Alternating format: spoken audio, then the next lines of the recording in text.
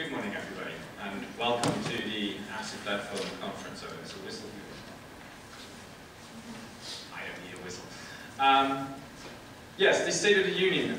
For the start of today, I would like to provide you with a brief overview of everything that we've achieved collectively when it comes to opening up government data and stimulating the use of that data. But also, I want to provide you with a number of challenges that I think are relevant for the coming time. And that as a sort of a general backdrop and a larger context for the discussions that we will be having here today in the various sessions. So let's start with what happened in the past few years. And there's a lot of things to be pleased about and a lot of things to congratulate ourselves on. When data.gov.uk launched in the fall of 2009 in beta, since then we've seen over 100 official data catalogues by local, regional and national governments in the EU. Over 100 portals. Some of them are largely empty of data. Some of them are quite well filled with data. But the sheer amount shows you that on every level of government across the EU, data is being opened up and government bodies are aware of the need to facilitate the reuse of government information. And we've seen different structures emerge to make sure that everybody knows that you can use data. We've seen open licenses appear in various EU member states. They also all provide opportunities for people to still close the data a little bit more. But the general default is open and then qualified exceptions to the rule. And we've seen those emerge in many different places. And over the past 2 years, the entire words that we use for the discussion also have changed. I mean, the PSI reuse discussion is already pretty old. We've been debating PSI reuse, I think, for at least 18 years or so. But in the last years, that has shifted to using the words open data, even up to the point that now the European Commission itself no longer speaks of PSI reuse, but calls their new plans the European Open Data Strategy. And that signals a change in perspective. That signals that openness is the default and that we are working towards that general goal. So that's good news. Also good news is that we've seen a huge number of new people getting involved in the discussion. Nikolaus, who is in the next panel, he's been a long time reuser of government data, and he's in the business sector, he's a publisher. But over the last few years, we've seen huge amounts of other people who were traditionally not looking at government information to build applications or to use, get involved in this discussion because they saw opportunities. And that ranges from 85 people in Copenhagen who are regularly meeting up to discuss open data, to 150 Italians gathering together for a weekend in Bologna last month and work on open data. And it's rooms like these all across Europe where people are meeting, and they're doing so tomorrow at the International Open Data Day again. In cities around Europe, groups of people will be working on using that data. And in the past 2 years, we as the ASI team have supported and visited literally dozens and dozens and dozens of events across Europe to build connections between all these people who are trying to learn to work with data and build exciting new applications on top of that. And most of these new people are not the traditional stakeholders that government is in touch with. The traditional stakeholders are also there, but these are new users. This is sort of the new space that we're opening up. And that has resulted in lots and lots of prototypes and applications, thousands of them. There's so many that you don't really, you can't really create an overview of them anymore. There's so many. Some of them go nowhere, some of them will undoubtedly grow big over time. We don't know yet, the jury's still out, but thousands of prototypes have been built. And that is creating an impact. The European Union, because of their scope of work, focuses on the economic impact, the economic potential of reusing government data, and that impact is clear. We have evidence that that economic impact exists. When the Dutch Media Office opened up their data, we saw new jobs emerge, and we saw 35 million euros over the first few years in additional tax revenue for the state. So the economic impact is there. We've seen the evidence that Finnish SMEs are growing 15% faster when they have free access to open data than they were doing so before. And we've seen the Spanish research that ties 5,000 new jobs in 2011 and over 350 million euros in turnover directly to using open government data. And this is serious economic impact. And these are all small pieces of the puzzle, but it's impact. And we've learned over the years that doing open data is not very costly. If you do it right, you can keep it well below 1% of your general operational cost. Even if you're a big data provider like Norwegian Meteor, who have 45 servers running full-time, they have more downloads of data than people visiting their own weather forecast. Even then, the amount of money they spend on providing the data is relatively very low compared to their general outlay and their general work. And we're starting to see that the public sector is moving away from trying to make money on the data itself. They're moving away from the charging practices that were in place. Not everywhere as quick as someplace else, but in general you see a tendency to change the charging practices and go to free data with free SMB.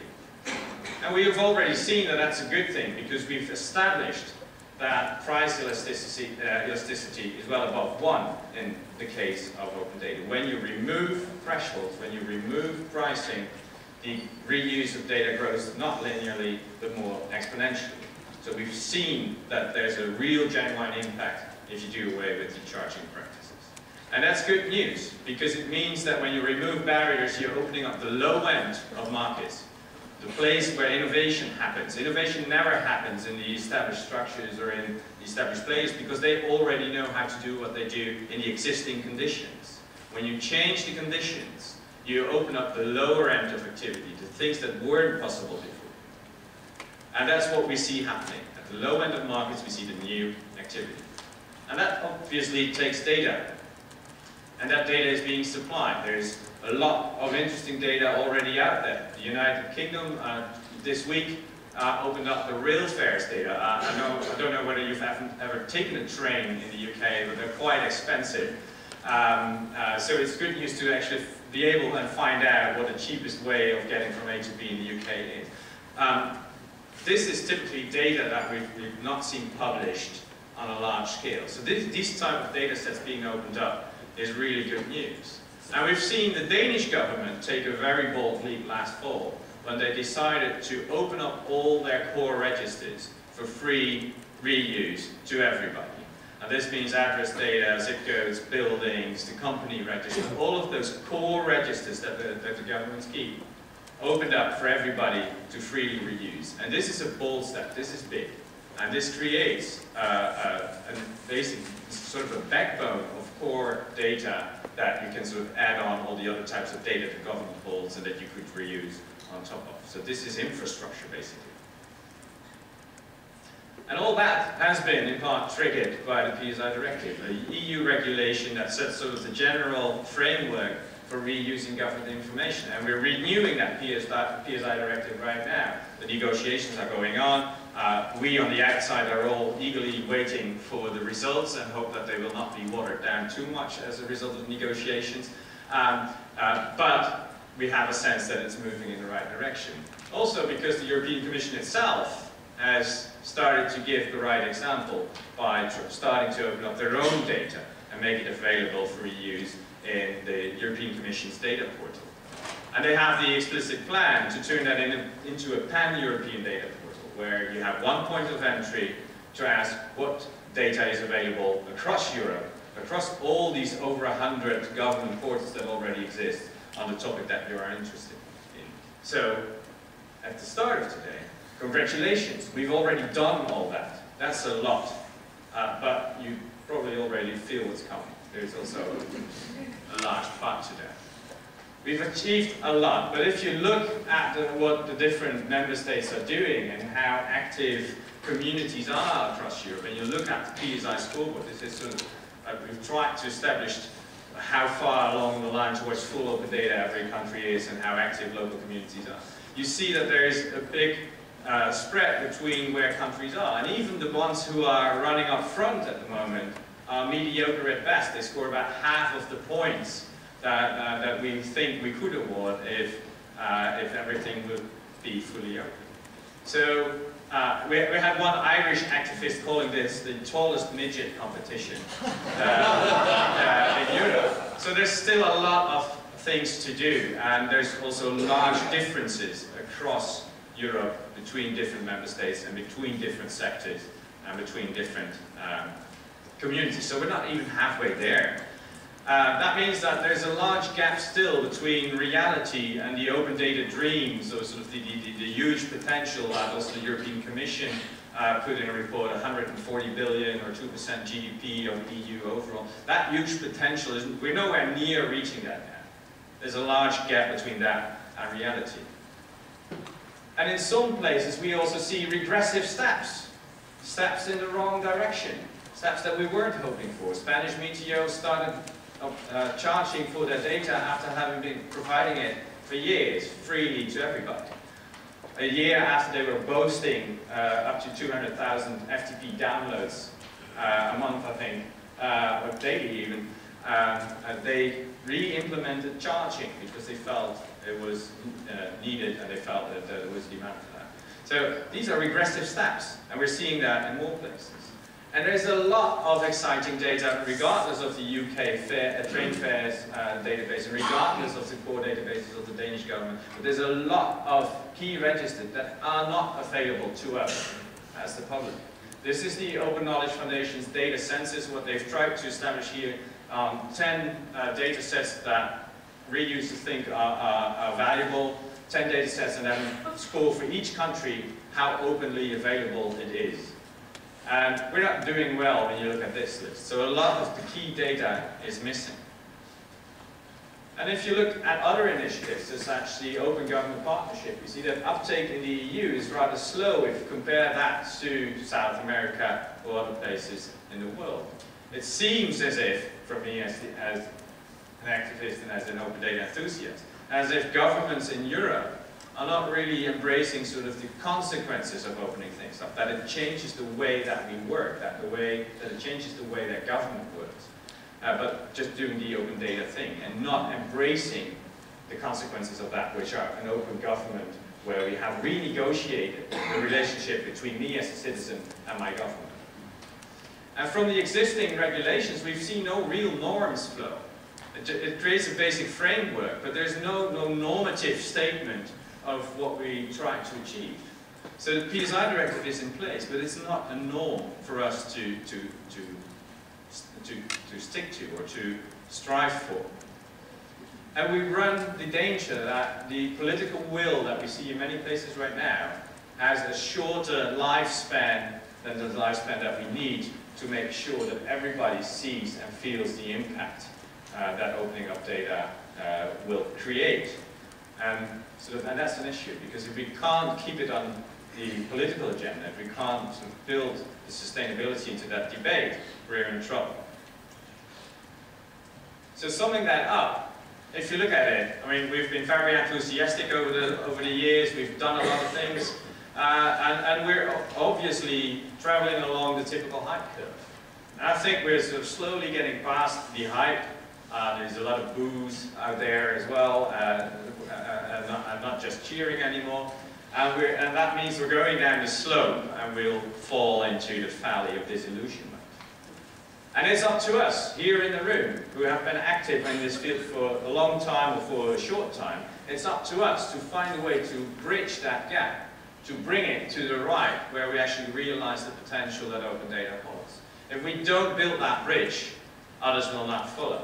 So it's our responsibility to do something about it. And that's the general background for the discussions today. And building that bridge comes with challenges, and it comes with pitfalls. And there's a long list of challenges, I think, but I picked 6 for you to sort of keep in the back of your head today and as input for the panel. The key thing, and that's the first challenge, the key thing in open data is not the data, it's the open. Open is the operative word here. And that's because we now live in a fully networked society. We're all connected, internet, mobile communications, everything is connected to everything, feedback cycles have increased, complexity has increased. But the key feature of a network is that things get shared. any node in a network that does not share, does not exist for any intended purpose to the rest of the network. Dark nodes in a network are invisible. If you don't open up, you don't exist in a network society. So open is much more important than the data in this regard. That's the larger context of open data. And if we really, and that's the second challenge, if we really want to address serious issues with open data, we need to start releasing much more very serious data. This is a recent blog posting from Christian Freitz in Germany. He said, we would have great apps if the data that we have weren't so boring. I need much more exciting data to be able to build much more exciting solutions to the issues that we face. And if you look at the open data sets again, are these really the 10 data sets that we all really need to address the things that we are grappling with? The economic crisis in our country, food safety, healthcare, pension systems, are these really the data sets that will help us solve this? No.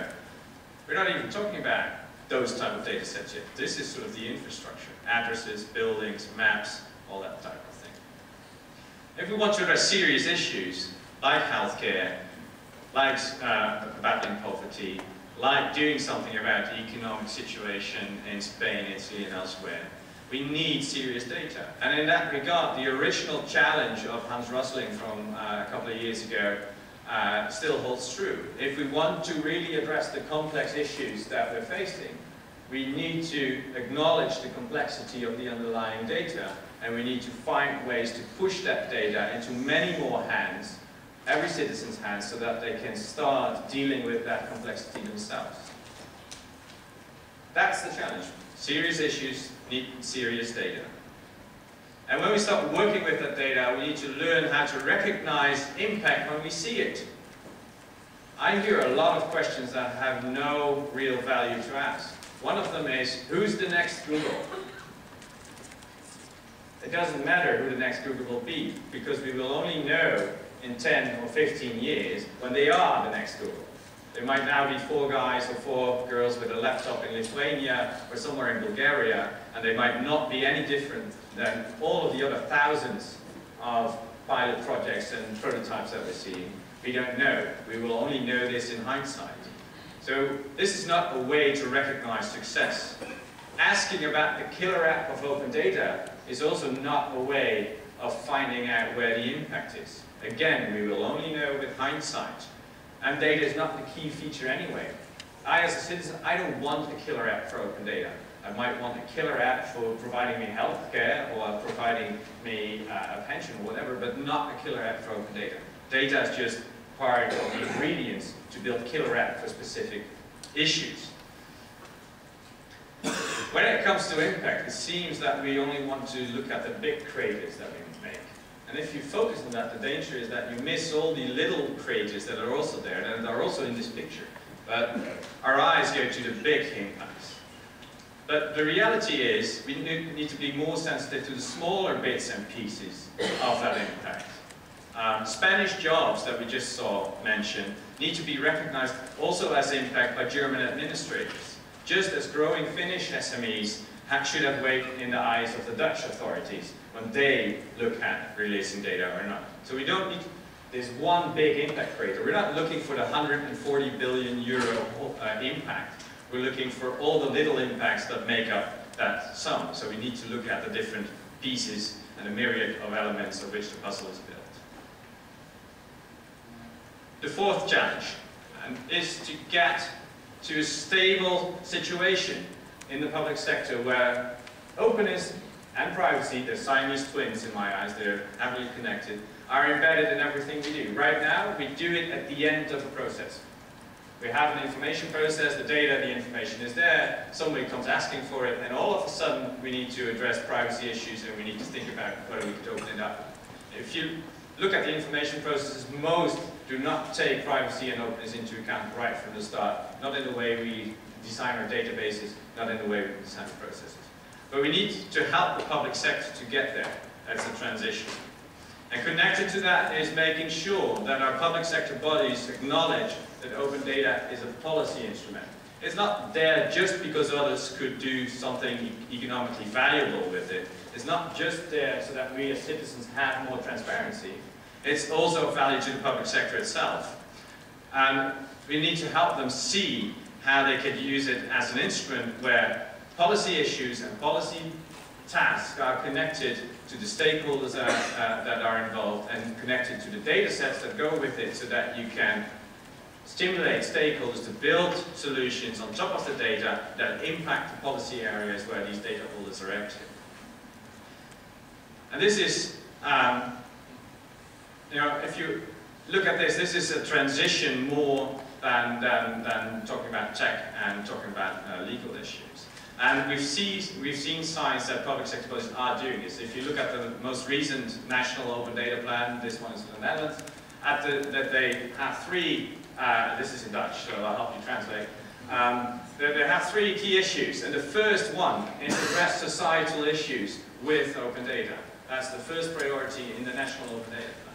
And it's about helping out socially disadvantaged neighborhoods, and it's about regional shrinking, where population is moving away. And they want to address those two issues with open data by supplying the stakeholders involved with data so that they can act themselves, that they can do things better, or do things differently, or do things at all. And that's sort of the path that we need to build. And that's not about discussing licenses, or discussing data formats, or discussing technology. A lot of the sessions we have today are on those type of topics. But this is about transition. This is about making the switch from a closed by default to an opened up by default type of governance, where we as citizens have different roles in dealing with that. And that's a transition that needs different tools than just data skills. That needs knowledge about how do you change your own behavior, how do we change the structure so that they better fit the issues at hand.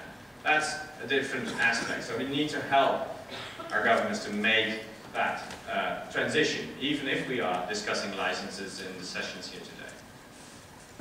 And finally, and that's somewhat outside the scope for today, it also means that we need to move well beyond the scope of just talking about government data. This is a picture of the linked data cloud. Only the green bubbles to the left are government data sources, and the rest is outside of government.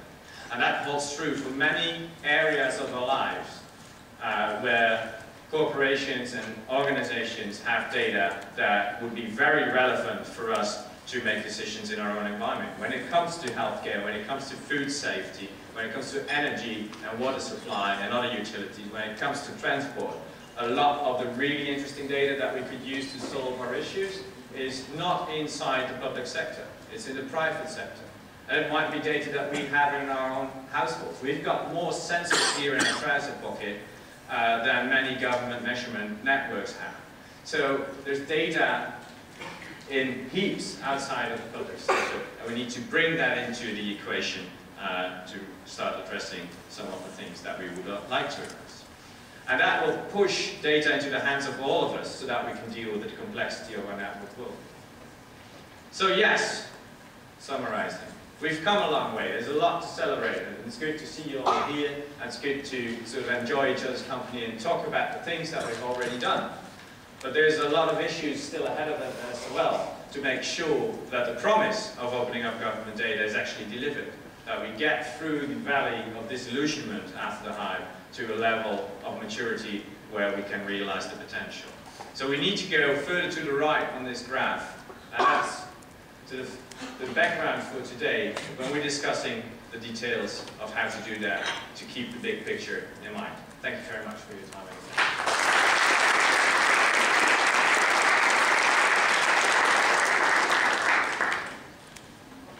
Having said that, I'd like to ask Andrew forward. Andrew will be moderating the plenary panel. I hope I've provided you with some input, Andrew, and I'll leave it up to you to introduce your guests and take it from here.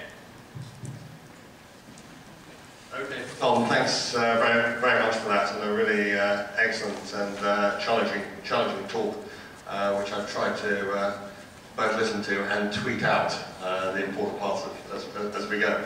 I'd like to just call each member of the panel forward, and I'll introduce them and then just ask each of them to say just a couple of sentences about their role in the European open data scene. And first, it's my pleasure to welcome Rafał Trzaskowski from Poland, a member of the European Parliament.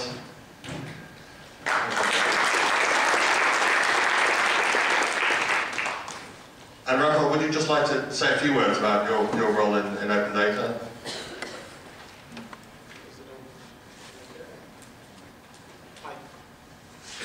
Hi everybody.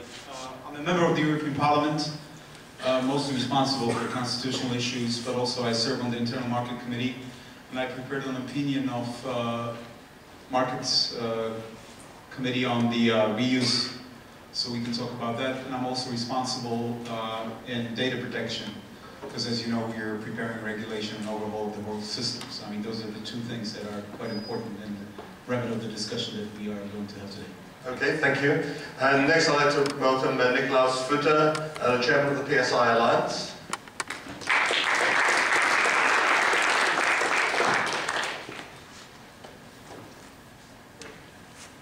Hello, good morning everybody. Actually I'm a publisher in Austria, publishing business information, directory type of information about companies and economic issues. And I'm the chairman also of the PSI Alliance, which is an industry body representing companies and institutions interested in the reuse of public sector information. And I've been involved in the issues for the last 20 years. Okay, thank you. And third I'd like to welcome Johnsen from the Cabinet Office in the UK.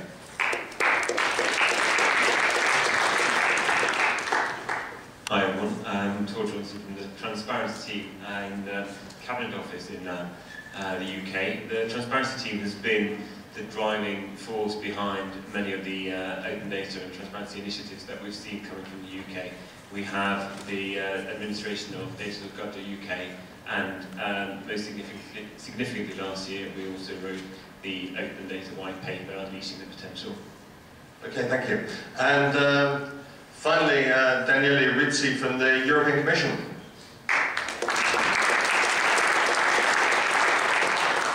Good morning, thank you. For me it's a quite old and new environment, this one. But I'm very old to the Commission. I worked there since around 20 years. I worked for 8 years in my recent career on Inspire, which is quite related to what we are speaking about here.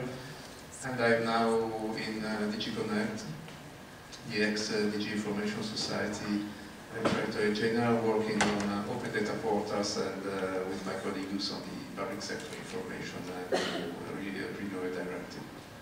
Okay, thank you. I think that the first question to the panel, and I think I might come to Nikolaus first on this, is to get across that trough of disillusionment and allow for some of the benefits of open data to materialise, requires some continuing political will to make it happen. What's the best way of maintaining that political will? How can we keep that problem of open data on the political agenda? I think there are a couple of things that could help us here. First and foremost, I think the new directive will be a key issue in the leveling of the playing field in the public sector information open data environment. And I always try to explain the position in between public sector information and open data. Public sector information actually is a very, very old issue, starting in 1989 in the Commission, ending up in a directive, now a revised directive. So it's like 5 years next year.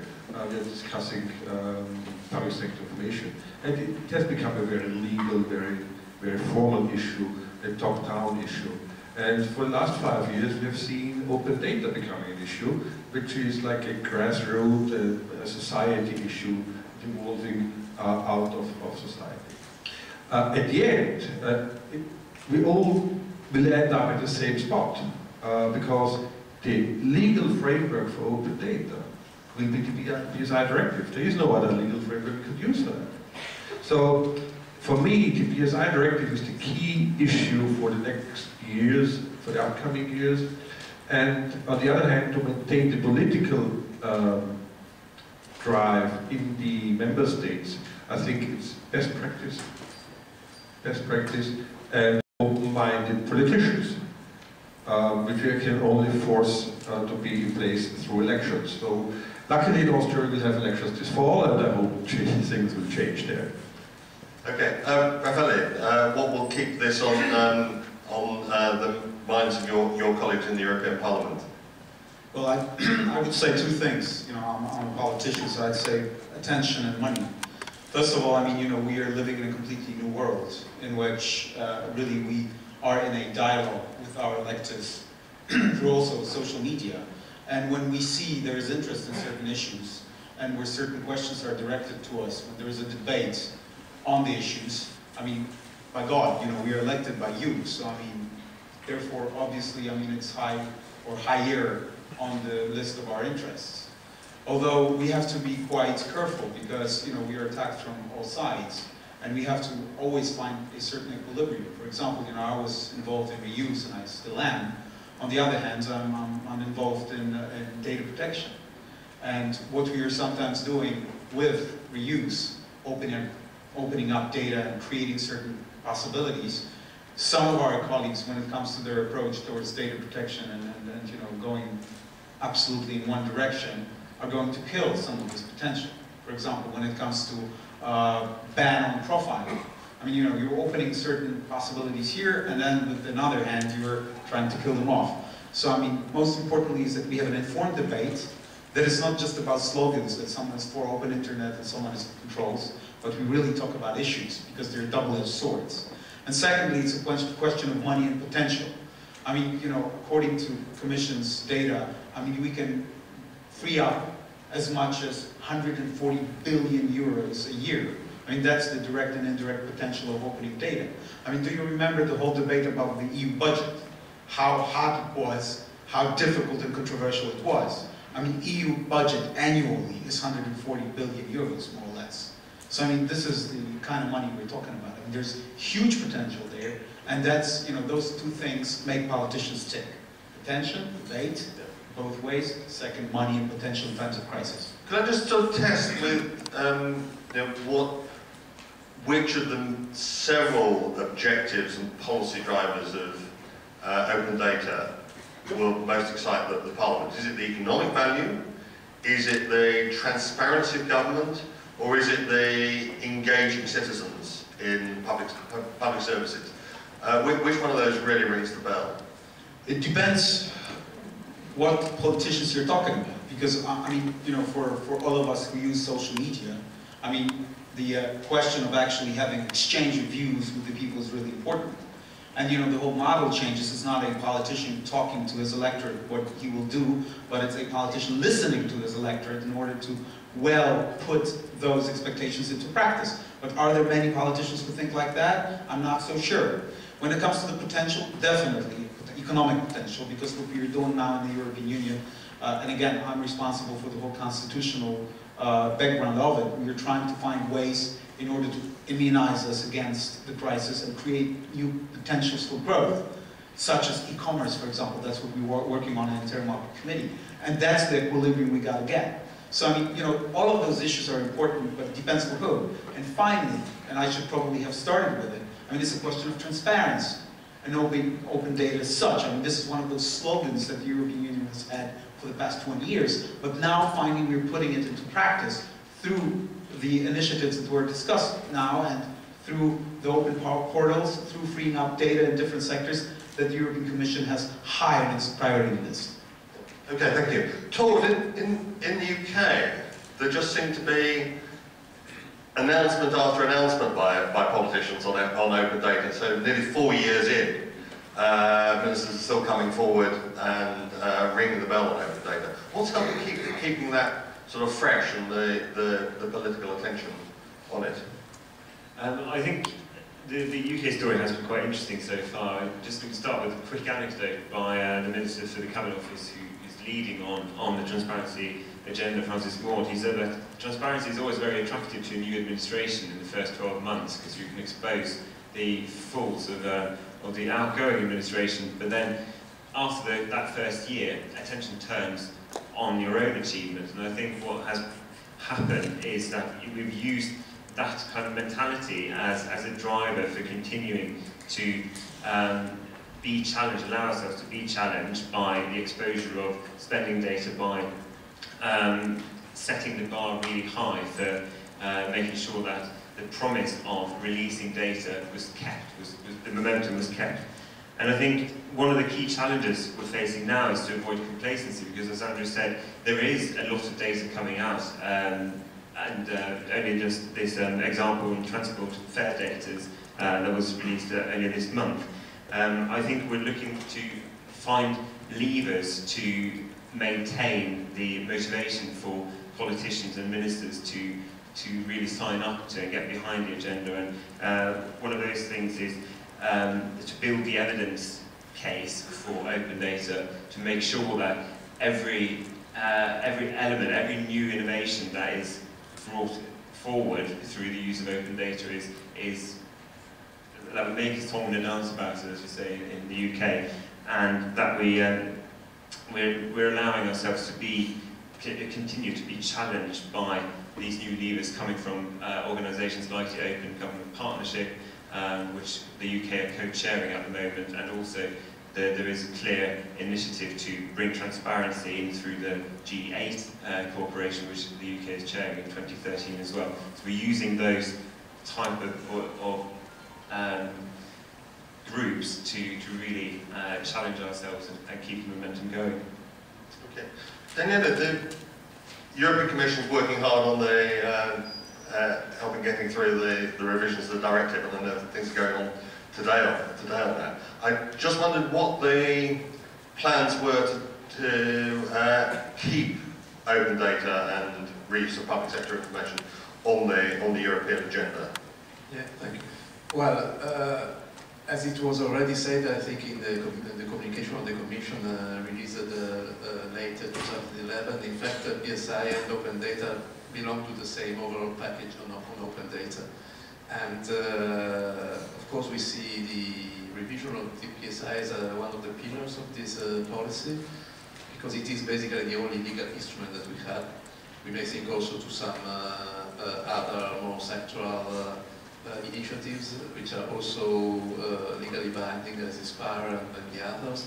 But basically, if you think in terms of overall approach, the PSI is the main pillar, because it is true, it is not open data.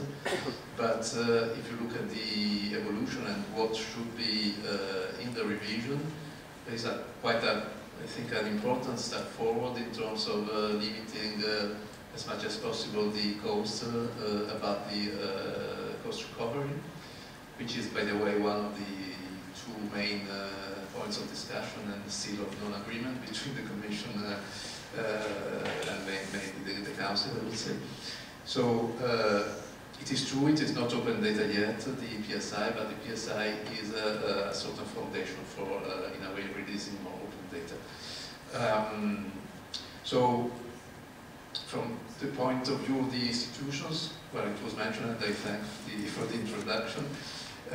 We try to ourselves, provide our contribution with the open data portals, and it was indeed mentioned the fact that we already have still to be improved Commission data portal, so there has been a decision which basically implements an open data policy for the institution, for the Commission. And in terms of support to the open data movement, we are supporting the opening of a pan-European data portal. Okay, thank you. There was Tom talked about 106 data catalogues, some of which don't have much data on them. And I wondered whether, what were the ways of ensuring that open data projects are implemented and carried through with conviction. I was told what was done in the UK, where you see month by month more data sets going on. I mean, at the national level, whereas the Northern Ireland Open Data Portal put up 6 data sets on day 1, and 3 years later there was still 3-year out-of-date rail timetables on there. I think in the UK we had the advantage of very senior support to begin with on the journey, particularly for those who go to the UK. The new administration that came in 2010, the Prime Minister took a very personal interest in the transparency agenda and mandated departments to come forward with spending data and organograms which make up a large part of the data catalogue, so that to build the opportunity to for the public to hold government to account on taxpayer spending. And I think following on from that, there was another few interventions by the Prime Minister. He wrote again to departments asking them to release very significant data sets in the public good.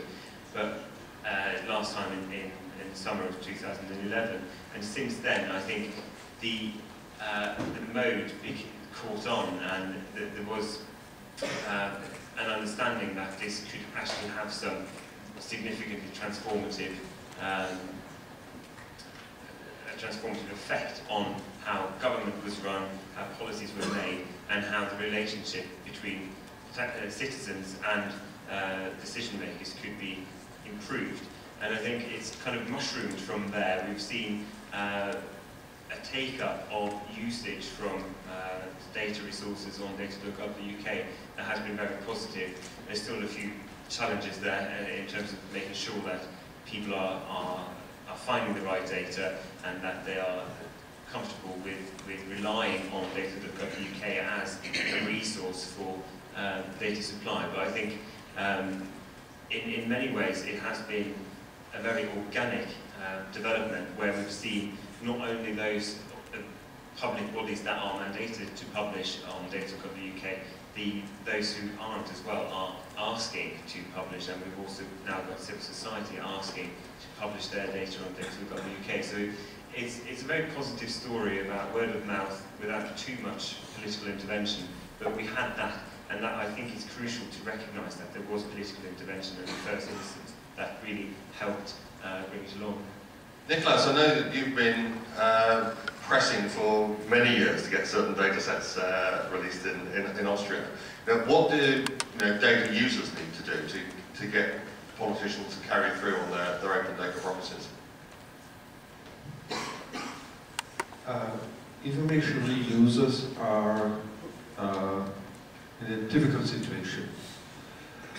First of all, if you have a business idea and you know that there are data out there you would like to reuse, you go there and then you ask, could you really make this data available? Could you make them reusable? Could you make them open? First question is, why? Second question is, what do you want to do with it? And if you answer this question, you are out of the game, because then the administration says, okay, that's a good idea, we could do it ourselves. It's very difficult for a reuser. We actually had a couple of cases against the Republic based on the Act on Information Reuse, and all of them went into nothing at the end. They refused to negotiate with us, we had to go to court, and then the whole thing starts to get complicated. If you have to go to court according to the PSI Directive, it will take you 3 years, and 3 years in driving a business, and driving a business idea in the open data world is like ages. So what you do is you try to rely on data that are already open, that have become open, and you try to get the data from other sources, gray sources. So you're sort of forced to move into not very smart measurements in order to get the data. So it's an annoying situation. And I would like to come back to the portal question. Actually, when we had the Information Reuse Act in 2006, I think, the register was built up. It was built up and then it was done. And from the first fulfilling of data until they ceased it somewhat 2 or 3 years ago, nothing happened. Now we have an open data portal, a national open data portal, but this was driven actually by the local municipalities. The local municipalities started to open up data, especially Vienna, which is, you know, really the big thing in Austria. And at the end, the federal government had to join in. And it has become better, but the real good things for publishers or businessmen, you won't get them. Thank you. That leads me on to my next question. Since we've got two representatives from European institutions here, I'll address it first to them, first to Rafał, I think.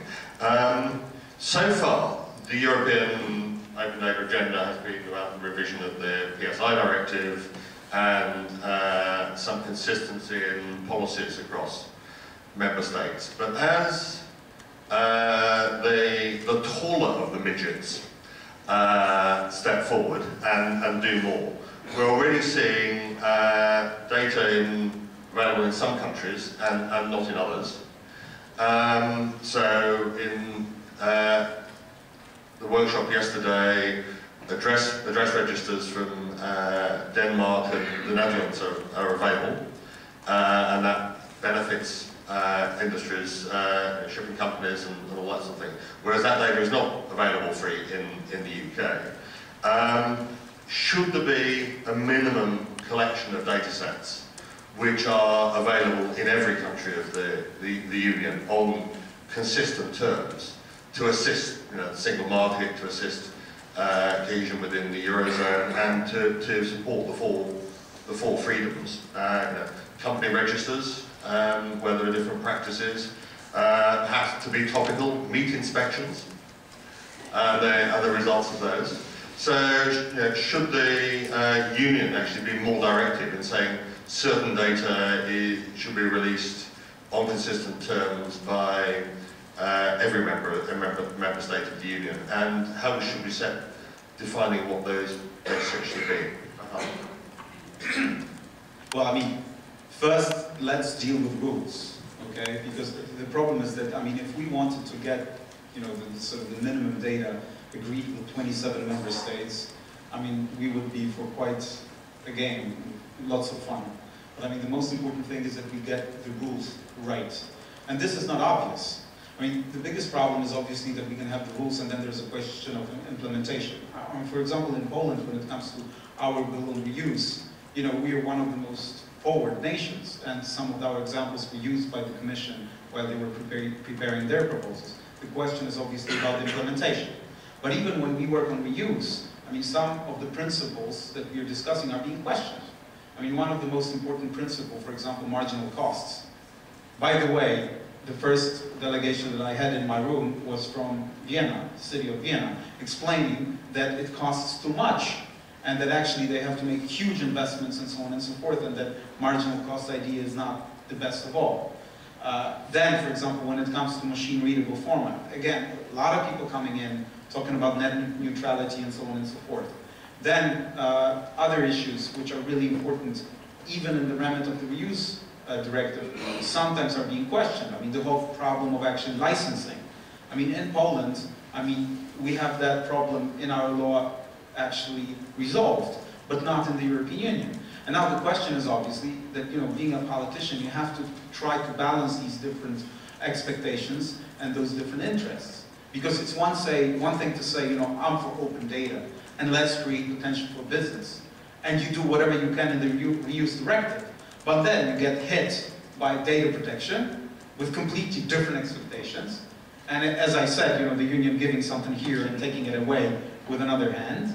And some people who were supporting me on open data when it came to, you know, freeing up data now are questioning my motives when it comes to actually data protection, because they think that, you know, we are taking into account some of business thinking too much and so on and so forth. I mean, we have to have that equilibrium. And finally, also the question of intellectual property. I mean, we cannot forget about it. I mean, you know, in Poland we had this debate opened up by ACTA and so on and so forth.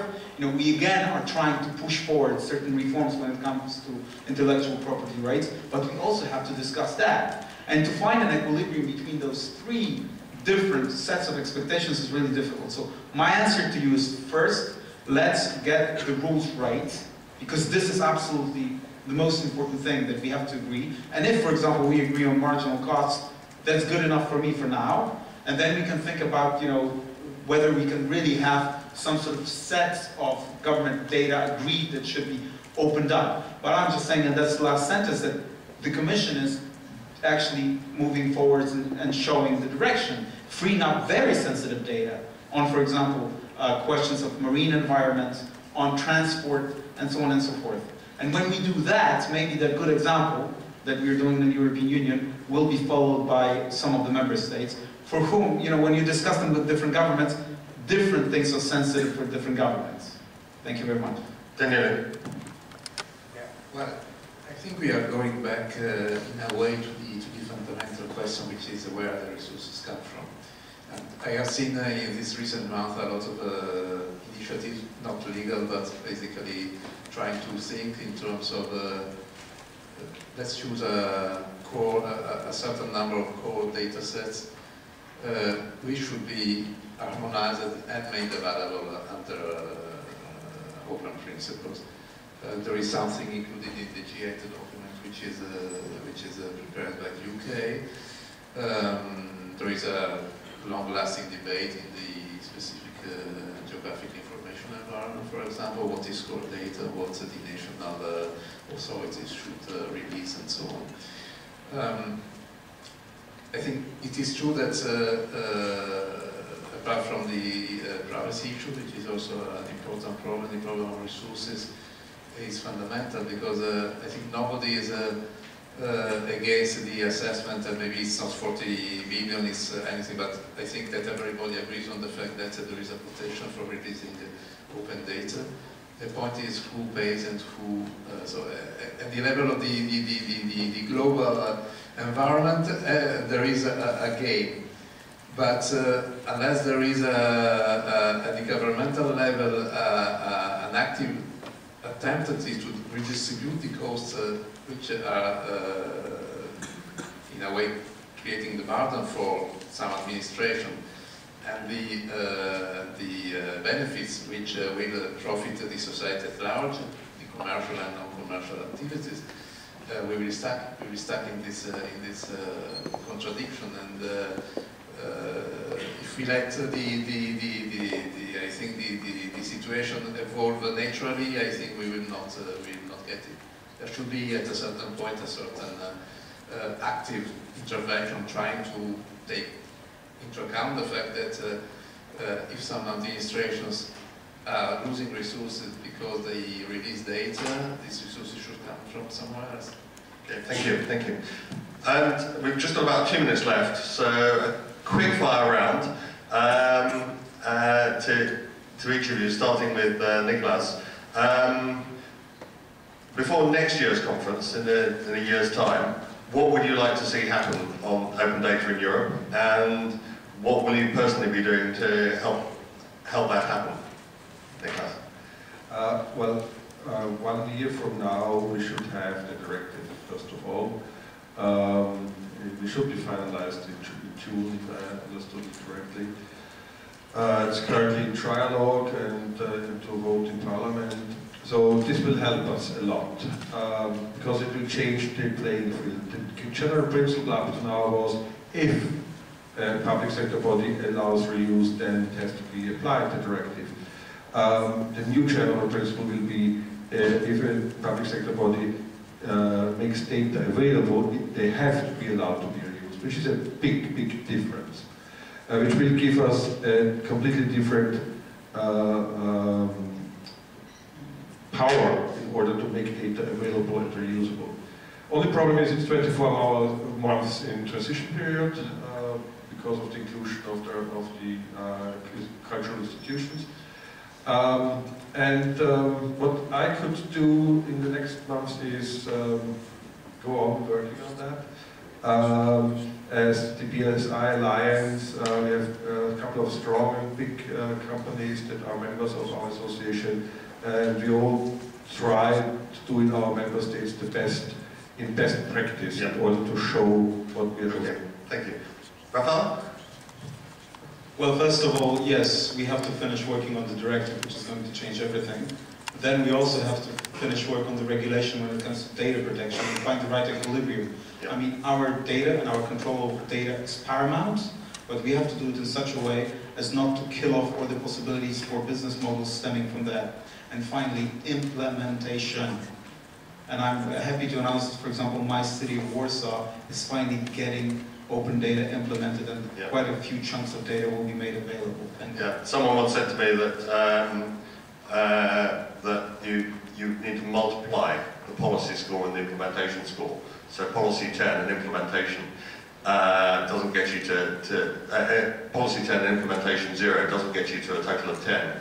It gets you to a product of 0. Todd, quickly.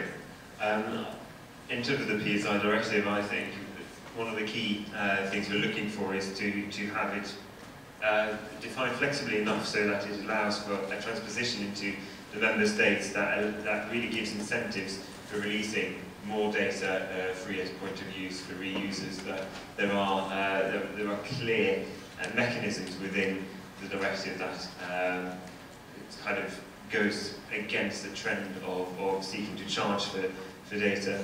I also think that through the Open Government Partnership, really see a take-up across all EU nations and Europe as a whole to sign up to that and take part in the independent reporting mechanism that's been set up, so that we have a platform to really gauge countries' achievement and impact on their open data policies. Okay, thank you. And finally, Daniele. Thank you.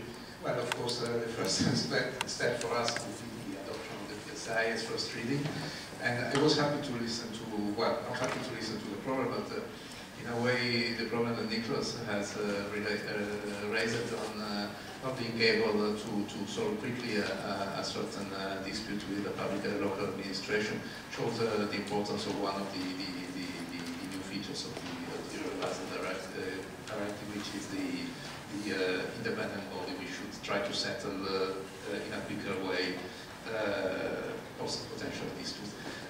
Another thing which I think I would like to see in the coming months, and maybe before the end of the year, is a quite huge improvement of the two portals that we are developing now. So I think it's, as for countries, it's not so really easy within the Commission itself to raise awareness and show the importance of open data in all departments. So I think it was a relatively good success, the fact that we could open the open data portal at the end of last year. But now, of course, what is important is that content is there and it is updated. Okay, thank you very much. Panel, thank you very much indeed for giving your time and giving your thoughts at the start of this important conference. And I think we'd all like to thank you for your contribution. Thank you.